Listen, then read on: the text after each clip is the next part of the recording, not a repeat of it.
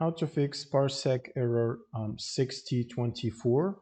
So the first thing you'll need to do is try to reboot your computer, both on the client and on the host, both computers, and try to fully restart Parsec.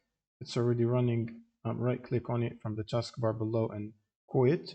Now search for Parsec and right click on it and start it as administrator. Now, after restarting the application, the issue should be fixed. But if for some reason it still persists for you, here's what you can do. So the first thing you'll need to do is go to the settings, host, and then make sure hosting is set to enabled in here. Next, you might need to close any software that is interfering or might be interfering or conflicting with the Parsec screen, recorders, or remote desktop tools.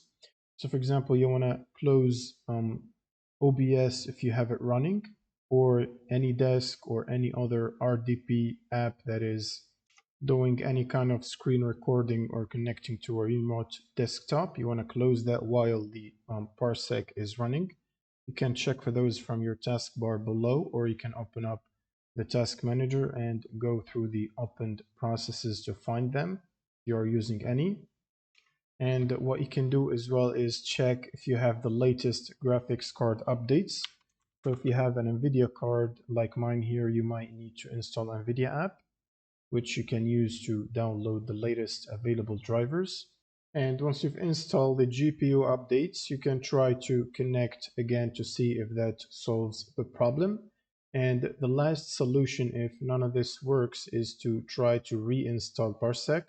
So you can right click on the start button, open up the installed apps or apps and features, and then look for Parsec and try to uninstall it from here, including any display drivers or other stuff that might be installed.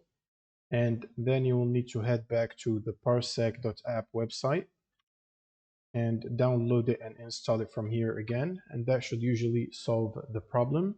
Thanks for watching and subscribe.